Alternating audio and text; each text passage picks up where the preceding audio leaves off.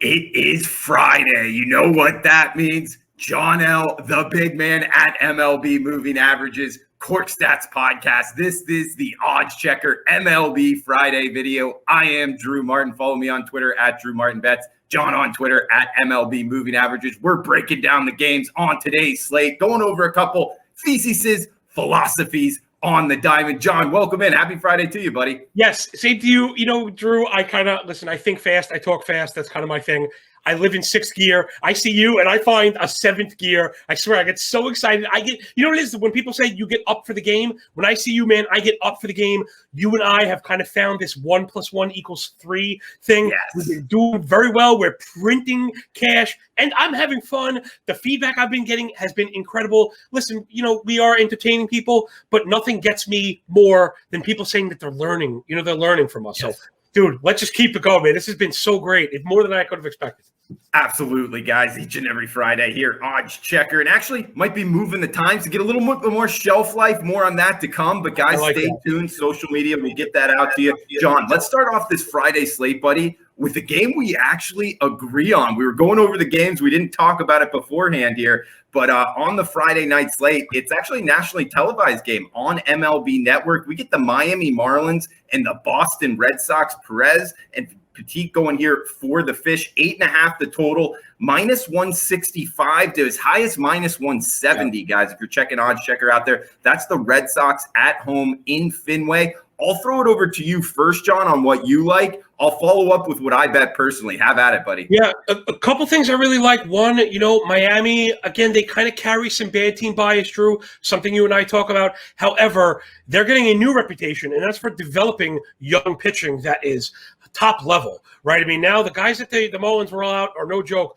Trevor Rogers goes out now. He's a favorite. Sandy Alcantara goes out. He's a favorite. And I made the mistake of hearing Poteet, you know, a guy I never heard of, thinking like, oh, maybe it's just kind of a gas can, maybe just a filler. And it looks like, Drew, they have another pitcher that's stuck. Granted, it's only 17 innings, but 1.06 ERA, 0.71 whip. He went 5, gave up 2. He went 5, gave up none. And again, it's very easy to think, all right, maybe we kind of have a jag, right? Just a guy, quality 5 innings. He went 7, gave up none, 13 Ks, only 2 walks on the season. And another thing you and I have spoke about, the change in the ball, right? And our expectations. So we used to hear 47% fly ball and like start to shake and be like, no, I don't want anything to do with that. But 15% line drive, 30% pop up, and within that 19 rate, 226 x WOBA. I mean, the off the page numbers, Drew, just go on and on. Those are no joke. So the pitching is legit here. This is not like us just kind of chasing prices, which I'm always weary of. It's a delicious price, but we do want to be weary of it. And listen, Perez has really just been okay. He keeps the ball in the yard, but again, when you pitch to contact, you could be a victim of batted ball luck. So I think the Marlins have the pitching edge here. Of course, I know Boston offense certainly has the edge, but right now they have not been very good. And one thing I'd want to point to with the Boston offense, Drew, this kind of took me by surprise, just how bad the disciplinary metrics for Boston has been. 31.5% K rate. That's worst in the league. Last 7, that's 300 plate appearances. CSW, that's cold strikes plus whiffs, worst in the league, over 32. In-zone contact rate below 78. That's bottom 3. So if you were ever going to draw a time to attack the Red Sox, I think today would be it. And for people who know I'm a bit conservative, you can get the F5 run line, right? That plus half run line that we love so much. We could cash on a tie at even money. So I love that. You know, where I feel like we have the pitching edge. We're going up against a quality offense, but one that's kind of in a lull. So all we got to do is play him to a tie for even money. I think we're going to cash that one today for sure. I like it, John. And I'll throw on one that's correlated here. I'm on the fish plus 144 for the first 5. So risk 100 to win 145 if the Marlins are winning at the end of the 5 innings. Now, first off, I want to throw out there why I'm making it first 5, John. It's because Yimmy and Floro, the 8-9 guys for the fish. Floro threw 27 pitches yesterday. Yimmy Garcia has gone back-to-back days. And they're a really sleeper and surprising 8-9 combo here in MLB. So I'm worried about their availability for tonight's game. But even more so, and you hit on a couple of these points here. One, the Boston Bats have slowed down a bit, just an 86 weighted runs created plus number the last week. And going up against Petit, like you talked about, a former fourth rounder, he shot up here to the MLB, just a 1.06 ERA, 0.71 whip, 17 innings, only 2 earned runs here, the 26-year-old UCLA product. And going up against Perez, the 30-year-old Venezuelan, decent, but this is a stat I love here, John. His velocity is down 1.5 miles from the start of the season. That could mean, an injury. It could just mean, his velocity was kind of more in the beginning of the season, and now he might be a little bit more of a bet against here as the season's going on. All of that put together, we're getting a healthier Marlins lineup. You talked about it in terms of the Marlins kind of having that aura of not a good team, but with a healthy lineup, we know their pitching staff here, Petit kind of being pushed down in the rotation. This big dog at plus 144, John. I like it in the first 5. Yeah, I think the price is off. And I also, again, Drew, this happens every time you and I talk. I talk about how every time you and I talk, you need these great little nuggets behind. And there's one thing that I want people to know, and this is kind of why you come to us. It's what we do. And what you mentioned, not just fastball velocity, which certain people bring up. You are talking about an intra-season, trend. And that's important because anybody could look at the average. And again, averages will get you in trouble because they don't really tell context. But you're talking about a shift within the season. Those are one of the most actionable stats for me, Drew, within season. I think we got him for 5 innings. We're not talking about Marlins World Series, and we're not saying they're going to score 100 runs. People tend to fail. Well, people tend to miss that when they're making their bets. Like, well, the Marlins can't possibly beat the Red Sox. We most certainly can be ahead 2-1 after 5. We most certainly can. Absolutely. And keep in mind, it was last season that they went on that little run into the playoffs there, kind of carrying it over to this season as the lineup gets a little bit healthier. We got Colorado and Pittsburgh up next, John. Kind of the happy hour special here on the East Coast, 6:35 Eastern. We're seeing Colorado with John Gray on the hill, Keller on the hill for the Pirates. Almost a pick-em price here, John, 7.5 the total, and one of the more beautiful parks in the country in Pittsburgh. But what are you liking here, Rocks and Pirates? Man, it's the Game of Thrones, right? It's the young Wolf of Winterfell. Give me John Gray all day. I've been tracking his career, and he's been really close to putting it all together. Of course, pitching in cores doesn't help, but we're not in cores today. And this year, he looks excellent. 3.4 ERA, 118 WHIP, the OPS at 650, which we really like. Granted, the strikeout rate at 20 is a little bit low, but the walk rate is in the single digits, which we do like. And he's going to pitch to contact, which, again, is okay when you keep it down 53% of the time. The hard hit rate in the 20s, a 3% barrel rate. And, again, I've been highlighting blasts. Drew, for people that are unfamiliar, just simply put, if a barrel is the best outcome, right, a best combination of launch angle and exit velocity, a blast is the ideal subset of barrels. So think of it as the barrel of barrels. It's the Cadillac of barrels, Drew. So those are the new numbers we're going to be talking about. Again, people are going to say, hey, weren't John and Drew talking about that like 8 months ago? And yes, the answer is yes. Drew and I were on this first.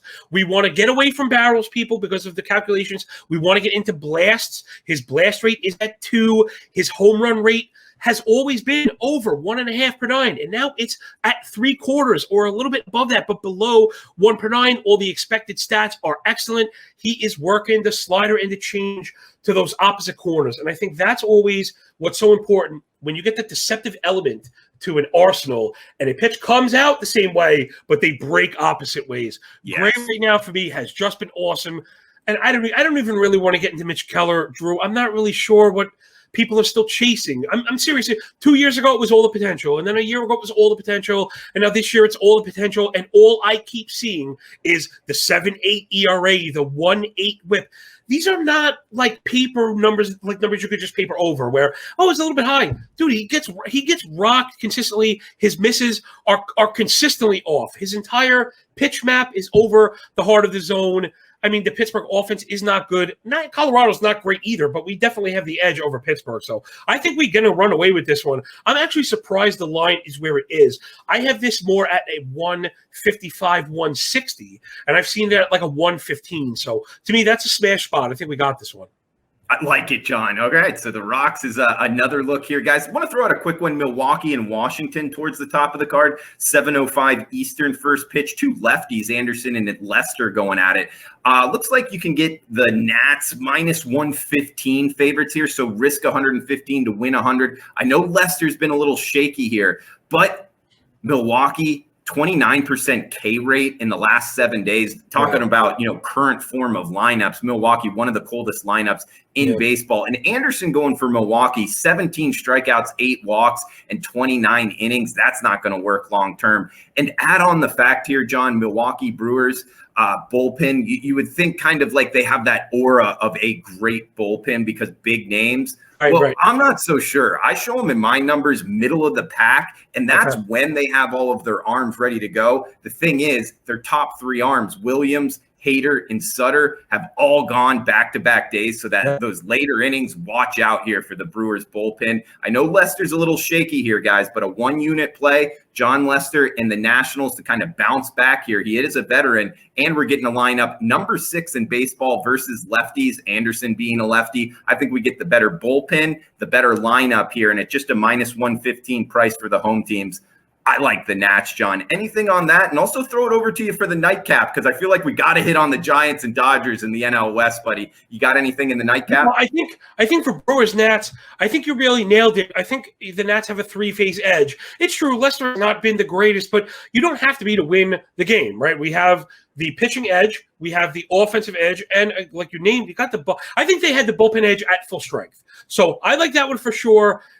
Anderson in particular, he's been a pitcher we've been following on Cork Stats, because generally I would avoid ground bowlers, right? Lead bowlers, the guys that throw those heavy sinkers, which Anderson is one of those guys. However, I don't know if it's the change in the ball, but it seems to be, because it's been a running theme with sinker bowlers. He has really, really struggled with that pitch. It has a 650 X slug, and he hasn't pulled back on the usage. So we're seeing pitchers whose featured pitch is not, I don't know how you'd even put it, maintaining its movement profile, let's say.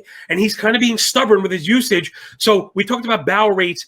He has a listed 16% barrel rate. My antennas just blew out of my head. So I went to check the true barrel rate, those expected stats, the adjusted stats that I always talk about. The adjusted rate is still 14. His blast rate is 8. So think about that. He has an 8% barrel rate could be considered troublesome. He has an 8% blast rate. You've got to get away. You've got to get away for Anderson altogether. He's right now he's washed until he makes an actionable change. He's washed. I think you got that one in the bag, Drew. I think you're going to get that one early. I actually was circling that game, but because of Lester, I was thinking more. I want maybe the team total. So I think our analysis is along the same line. But I think, but you know what? Yeah, it's like the team total sounds great until they win 4-1, and you cash and I don't. I'm just saying, anytime the grass sounds greener, there is always kind of a back door, right? That trap door. Now, what I wanted to get at is a bet that I hit yesterday, and I plan on hitting it again. And it's funny because we talk about narratives constantly, and the Giants are like the official team of Cork Stats. They are my team. The Giants are my team because they're a blue-collar team. They play hard every day. They play up to competition, and they're not well liked by the public. So we get phenomenal pricing on the Giants, and they're very good. Okay, the Giants are very good. The pitching is very good. People, Drew, are having trouble understanding the Giants. Also, we mentioned the Rays earlier. The Giants are now a reclamation team. Okay, when the Giants bring in a pitcher, expect a change. And now, at this point, please, it's just Alex Wood, and it's just Kevin Gausman, and it's just Anthony DeSclafani. There's no way you're going around the league and shopping SP3s, SP4s. These guys are not aces. They took Gausman from the O's. They made him into a boss. DeSclafani was discarded by the Reds, who would love to have him right now. But the Giants fixed him. So I'm not going to get too far into disco besides that. You get the new pitch, people. Throw away the old stats. It's a different pitcher. Okay, so he has a new feature pitch in that slider. He has just taken off this year. He's been phenomenal. The sub 6% blast rate, ground ball over 50%, 289 xWOBA. I mean, all the things you want. And the thing I like the most, he got the doors blown off him last time out. He absolutely got the doors blown off. And it was this Dodger team, something that I know you've talked about because I'm a follower of yours, Drew. The Dodgers that he just played destroyed him. Yeah. I expect him to be very good today. I expect him to go, again, 5-6 with no more than 2 earned runs, and have people be like, but I don't understand. The Dodgers just killed him. That's not how the game works. So give me the Giants again with that plus 1.5. I saw that as low as -110.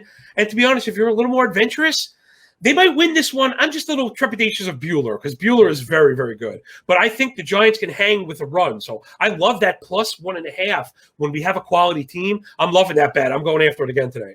Love it, John. So, guys, in recap here, we got Colorado, the Rocks. We got the Miami. We're kind of lining up in different forms on the fish in the nightcap, John, like in San Francisco and Discofani to bounce back there. John, I also wanted to throw in, the Washington Nationals onto that at the -115 price and throw it over to you. Anything in closing, because I know we're up against it time-wise, buddy, but anything before we shut this down? I think it's more of an approach to a big slate like this. And it's hard. People often ask me, like, how do you limit yourself? And I think that's what I want to say is, you know what, Drew, there are a lot of plays that I don't really like, and I'm not going to push it. And it's very tempting, especially, and I'm the first to admit, I work extremely hard. My podcast, I do every single game with all these advanced stats, all the advanced stats and all the details. And sometimes I do all this work and say, no place. And you just have to be willing to accept that we're not in the business of forcing these things. We're in the business of profiting. And I'd like to tack on my favorite small lesson. And it's because losing stinks, right? So everybody knows that, Drew. But we're going to do what me and you do. And we're going to quantify it, okay? Losing is very bad. The reason why is because you have to work harder to get it back. Just in quick. If you have $100 and you lose 10%, you're down to 90. If you make 10% back, you're only up to 99. And that's still a 1% net loss. And if you continue that, you end up at 0. So that's what that means. If you're unsure at all, because bets are never certain, right, Drew? We don't predict the future. So when they don't fit into our parameters, you don't take it. No bet is better than a bad bet. That's what I wanted to leave with. He's John Laghezza at MLB Moving Averages on Twitter. Check out his podcast, Court Stats Podcast. John, always fun each and every Friday. Guys, we'll be back with the updated time for next week. Going to get a little bit more shelf life here. Yeah. So for John, I am Drew, guys. Thanks for joining us. Best of luck with your bets. We'll see you next time.